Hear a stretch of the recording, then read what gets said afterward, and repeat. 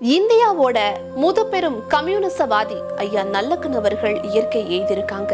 1999 நடந்த லோக்சபா தேர்தல்ல கோவையில போட்டியிட்டாரு நல்லக்கன். அந்த சமயம் இந்திய கம்யூனிஸ்ட் அதிமுக கூட தான் கூட்டணி அமைச்சிருந்தாங்க. ஜெயலலிதா அம்மா அவர்கள் பங்கேற்கிற தேர்தல் கூட்டங்கள்ல அம்மா மேல இருக்கிற மரியாதை நிமித்தமா அதிமுக வேட்பாளர்களும் சரி நிர்வாகிகளும் சரி யாருமே அம்மா முன்னாடி அமர மாட்டாங்க.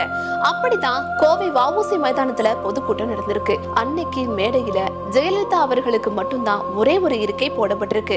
ஜெயலலிதா அவர்கள் மேடை ஏறியதும் ஒரே ஒரு நாற்காலி இருப்பதையும் நல்லக்கன் அவர்கள் நின்று இருக்கிறதையும் பார்த்திருக்காங்க.